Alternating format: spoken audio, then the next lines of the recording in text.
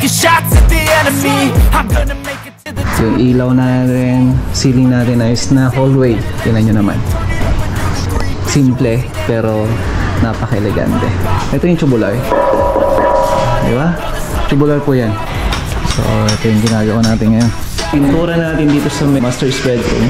Almost prepared na. Matatapos na yung modular natin dito. And deliver na dun sa shop para mapintura na. So, dry pack method tayo mga kamusta na. Para sa pagtatiles na. Ito yung bahay nila ng Christina.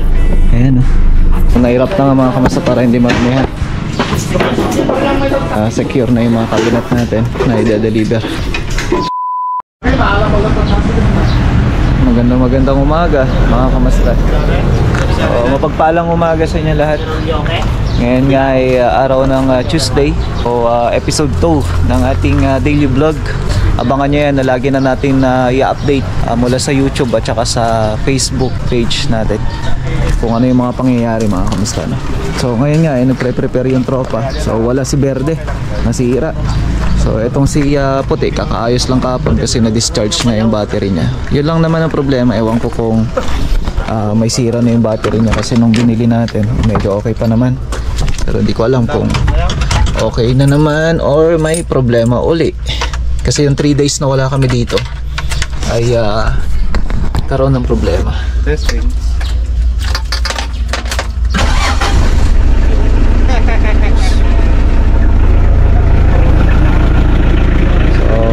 Pan-deliver nila ng mga boards ngayon. Tapos yung tiles naman. So yung iba punta sa ROAS 1, ROAS 2, tapos Bayombong, tapos Kasat mga kamusta na. So check din natin yung gagawin nila sa taas. Pupunta pa pala silang Bayombong sila Deo. Ay Bonfal pala. Dito si Uncle Jong tsaka si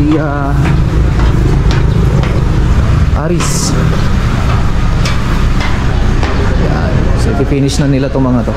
Tapos ipopondo na dyan sa portion na yan. Pagka okay na to, pagpatong-patungin nyo na dito tapos kuberan. Meron yung tolda na malaki, ayun yung kulay yellow. Talian nyo muna ng Uncle Jong. So ito, tatapusin na to. So finish na rin to para maayos na. So bali yung iba kasi pupunta na naman dito pagkatapos lang na maayos nila Berhel ngayong araw na to. Then pupunta na dito yung mga cabinet natin sa ROAS 1. Yan mga kamusta no? At pupunta rin tayo sa Bayombong ngayon, Bayombong project natin sa District 4. So mag-meet lang kami ni Madam tsaka ni Sir para sa mga finalization ng project. So bumali.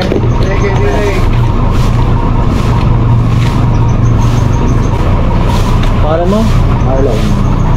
Marlon Bison. Sino pa kami ni Aling tatagpay. Balik tayo. Jong A. Lima ata. Wala kita ka-complete. Kami lang Marlon. Malito. Nagibagang yung so tayo Tuesday. Kaya hindi maiwasan. Talagang kailangan ng tao. Okay, so gagamitin natin si Pula ngayon at pupunta muna tayo ng Bayombong project. Okay, charge muna tayo ng battery. Yan. Let's go. Bayan ng Solano.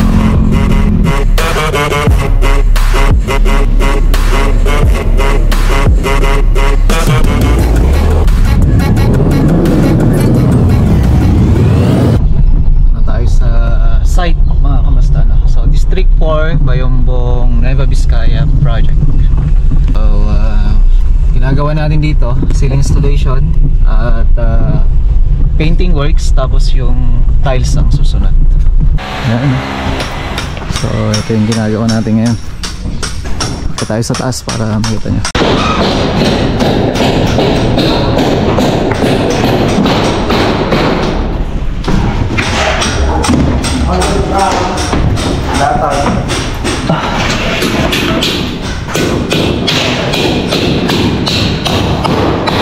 Dito naman yung cold ceiling na rin ang ginagawa.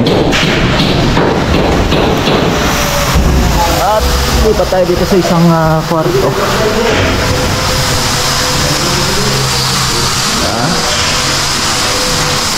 So ito yung susunod nilang lalagyan ng cold cabinet.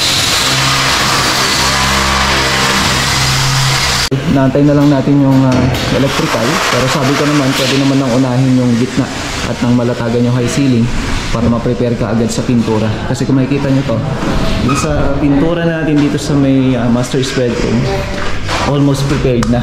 So na-primeran na to, natapos na yung liha, tapos yung preparation ng pagmamasilya. So may mga kantuhan na kami. Ito na. So nilalagyan namin ng tape yan para siguradong hindi naman masira yung ating aluminum na window. Okay? So ang gagawin namin dito ngayon, na-prepare na to, bibigyan natin sila ng sample para sa kulay. Kasi iba lang yung nakikita dun sa may image, tapos iba lang din pagka sa actual na. So mag-sample tayo ng kulay niyan. Sa bagay, first coating pa lang naman, then retouching ka agad. Tapos to, papalatagan ko na to kaagad. Kasi yung electrical na ito, kahit center light lang muna yung ilalagay, mahuli na yung mga code niya. Naiuunahin natin para makapag high ceiling tayo, then makapag-prepare ka agad sa pintura ng kisame. Ganon din dito sa may TNB. So ito, papalatagan ko na to. Pero ito, yung cement board na ilalagay natin. So ito, nakaprepare na to para may tiles naman natin.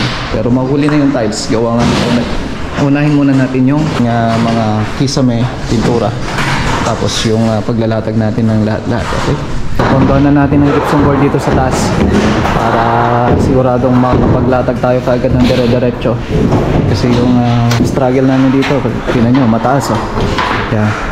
So i-aakyat na natin ng isa-isa para maayos. Okay, lalatagan na namin ito kaagad para sa may middle nya, mga kamusta.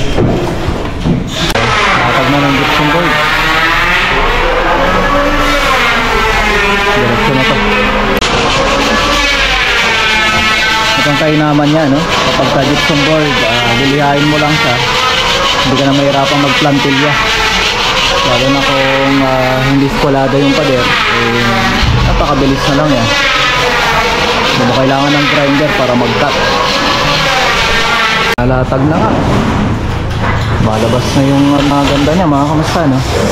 Pag nakompleto na yan, tapos mamaya, first coating ka agad ng pintura. Oy, masilya pala. So, yan ang gagawin natin yan. Sisimulan natin kaagad masilyahin to. Tapos dito naman, napag-start na kaagad sa latag. Meron na siguro si Jaboy. Tapos dapat mag-merenda muna tayo. So, merenda muna yung tropa. May tubig ako. Yan sinasabi ko eh, wala na naman tubig eh. Automatic na yun, masumbrad. Automatic na.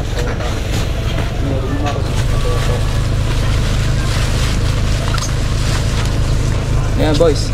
So tara na rin mga kamasat, pupunta tayo sa Ujawan project natin. Okay, so tara. At sasaglitin natin yung project sa Ujawan, then magkakaroon tayo ng final vlog doon. At bibigyan ko yun ng kung magkano yung naging costing. So panibagong vlog yun mga kamastan. Tara. Dito muna tayo, daanan natin si Berhel.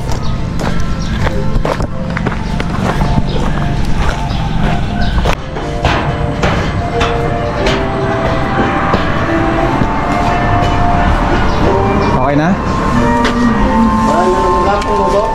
Datinan lang ito na ito. Walang kasulungan na lang. Guys, na yung mga cabinet natin. So irarap na natin to at de-deliver na. Bali stock muna natin dito sa part na to kasi pinapahiram ko ulit ng para dun sa may penetrating sealer nya para ma-seal natin mga kamusta, no? Bago natin siya i-deliver. Okay, so ayos na. Okay, so tara at pupunta tayo sa Ujawan project. Okay, so dito na tayo sa Ujawan. Kasama natin si Berhen.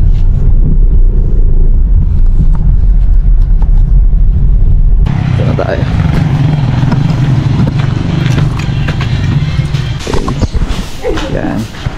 So ayan, bibigyan ko kayo ng update dito sa ating proyekto sa Ujawan Solano Nueva Vizcaya project mga kamusta na. So natapos na namin ng mga ilang linggo na rin. So bibigyan ko kayo ng konting pasilip bago natin bibigay yung price na ito sa susunod na araw mga kamusta, no? So ayan, okay na to. Yan, may mga pin lights na rin, center light. Ito, hinalamusan na rin natin. Yung gilid niya, ito okay na to. Pinapinturahan ko na rin yan ang buo. Tapos, pasok tayo dito sa loob. Ito, pinaalam lang natin. Sumaglit lang tayo kasi nagbisita tayo sa site. No? Ayan si Pamphil mo. Di ba? So, tingnan naman natin. Kompleto na to. So, sabi ko nga, mga ilang linggo na rin na natapos to. Ngayon, meron na yung mga kortina. Tapos dito okay na rin. Nilagay na rin nila lahat ng mga gamit nila dito. Yung ilaw natin, ceiling natin ayos na, hallway. Tingnan nyo naman. Wow. Simple, pero napaka-elegante. Yung ating TV console, ito napakasimple lang talaga nito. Kasi ang tema lang naman nitong bahay, sabi ko nga, simple talaga yung imimit lang natin kung saan sakto lang. Ito may ilaw to. Ilaw natin. Yan. So, ito kasi bihira na lang natin siya iilaw. Siyempre pag nanonood ka, hindi naman po pwede na mas takaw ng liwanag dun sa may fluted natin. So, gumamit tayo dito ng fluted hanggang dun sa taas. Yan. So, itong kagandahan niya. Good idea. Kaya sabi ko kay Madam, maganda yung idea niya kasi nagpalagay siya ng glass. Kasi ayaw niya daw masira yung pintura na nilagay natin dyan, which is okay na okay ako dyan. So, tingnan nyo naman. Kortina niya, ganda oh. Tapos yung dating nakababa na etong aircon niya, ngayon pinataas na natin kasi halos lahat to pinataas natin, pati yung kisame niya. Ganun din dito, master's. Wow, linis. Pasilip lang natin. Tsaka na tayong pasukan niya ng buo, pati rin to kasi may mga gamit na dito. Yan. Ito yung bar, which is, ito pala, gusto kong i-flex muna bago tayo papasok din sa part niya. Ito yung tubular. Di ba? Tubular po yan. Yan yung pinagawa ko dun kay dun sa head painter natin. Halos pinarehas natin yung design ng fluted, yung mga doors natin. So simple lang yung finish ng door. Kung saan talagang yun yung tema natin dito sa parte na to. Pagpasok natin. Ayan oh. Wow. Linis. Then dito naman sa kitchen. Ayan. Papasilip lang natin mga kamusta no? Habang prepare sila dito. Ayun oh. Wow. So magkakaroon din tayo ng final vlog dito soon mga kamusta no? So ayos na rin yung kitchen natin. Ayan, ginagamit na rin. So magkakaroon tayo ng final vlog dyan. So abangan nyo po yan mga kamusta. Okay? So konting pasilip lang dito sa may project natin no? Merienda ba tayo dito? Ayan, si Ma'am Bielma. Diba? May aircon ka na rin dito, Ma'am. Oo, sir. Ang init din. Ayun, no? Kasi dito yung tatama pala yung araw. Ayun, no? May merienda pa tayo. Pumunta lang tayo dito, may merienda pa tayo. Ayan. So, ito na yung kitchen niya. Pero magkakaroon tayo ng final dito, mga kamusta. Papaalam pa natin yan para. Di ba? Ito na yung gawa ni Berhel. Ayan. Na tayo.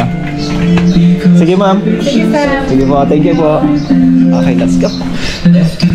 Dito na tayo sa bahay. Ayan, si Sai dyan, no? Say hi. Lalaro ng buhangin. Sai, sara mo yung gate, anak ko. Ayan, dito na rin yung mga titanium natin na gagamit. Yes, ito gagamitin to sa Rojas number 2 project natin. Ito tayo dito sa taas.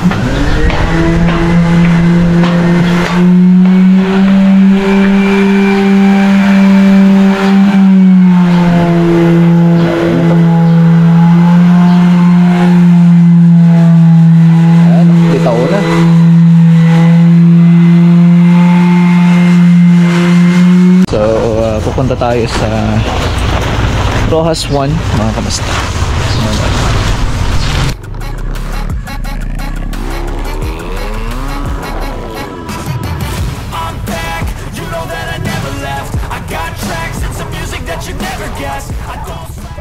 So andito na tayo.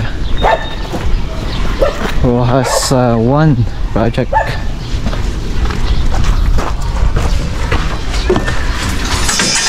Ayan, pull out nyo na kung sakali.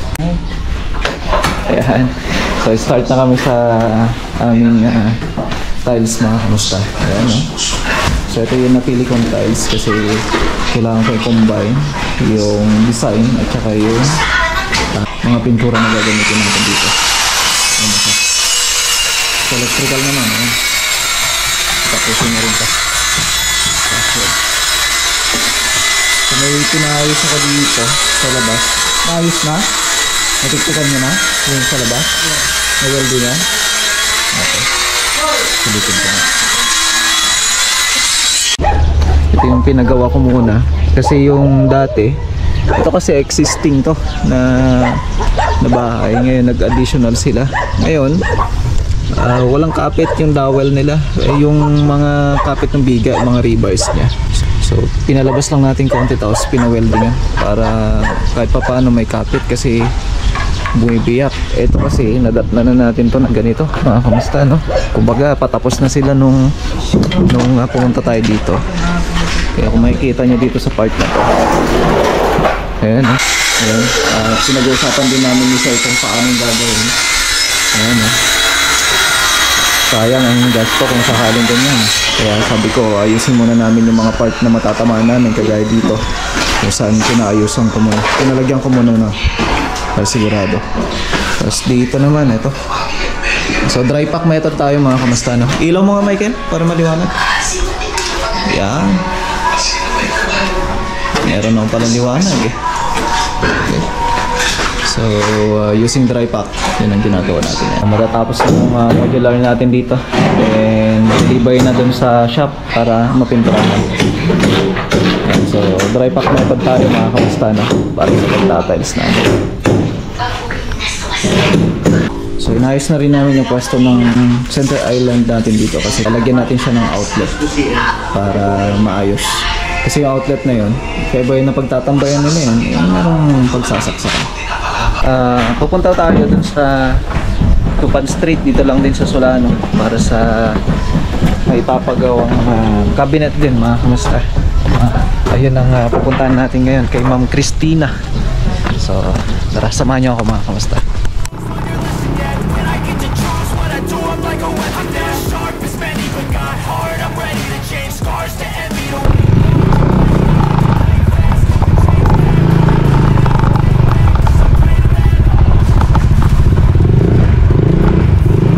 Ayan may pinabenta tayo na para doon sa may kay itim, yung kolong-kolong na isa. Hindi ko na lang Flooring niya. Pabentan. So dinanan na natin si Paula at si Bayaw at pupunta tayo doon sa Uno para sa cabinet works mga kamusta na. Okay, so dito na tayo. Ito yung bahay nila Ma'am Christina. Ayan So actually tapos na to, kaso nga lang may gusto lang siya ipagawa sa atin at gustong ipaayos, kaya yun ang pinunta natin dito ngayon.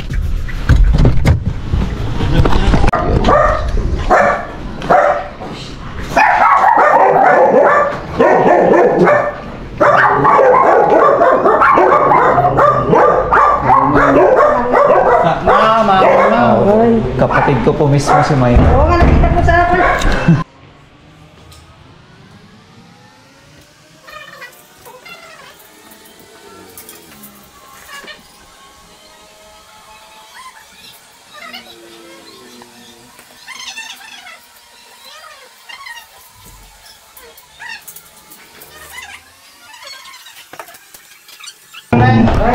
Okay, so yun yung mga kailangan natin ayusin dito. So abangan nyo na lang yan kung sakali kung ano man po yung mapag-uusapan namin ni Ma'am Christina, and hopefully makuha natin mga kamusta na. So nagsukat lang tayo at para may pagbasehan tayo mga kamusta ng ating estimate. Ayan may nakita akong kalawang dun sa taas. Bali tumulo kasi yung taas, kaya sabi ko papamasilyan natin, pero papahiran muna ng rush guide si puti para hindi lumaki yung kalawang. Ginagawa ng galtong ngayon. Dito naman ayun yung kolong-kolong naman na isa ang ginagawa ni Papa ngayon para malagyan na ng flooring.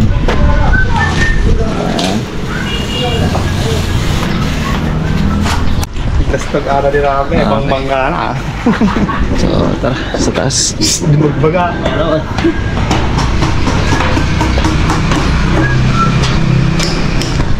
May kamatang merienda. Ayun. So nahirap na nga mga kamasa para hindi maramihan. Para secure na yung mga cabinet natin na i-deliver. So So, natapos na naman na isang araw mga kamusta. Maraming salamat muli sa pagsama nyo sa akin sa maghapon. At sa lahat ng mga kliyente ko, maraming salamat mula sa Bayumbong Project, Rojas 1, Rojas 2, sa Ochawan. Then, syempre, yung Lamot 1, 2, 3, and Kiangan natin. Thank you so much po. And also, Kasat at saka Bonfal Project natin. Ayan, hanggang dito na yung video natin. Mag-ingat po kayo lahat. God bless everyone. Bye!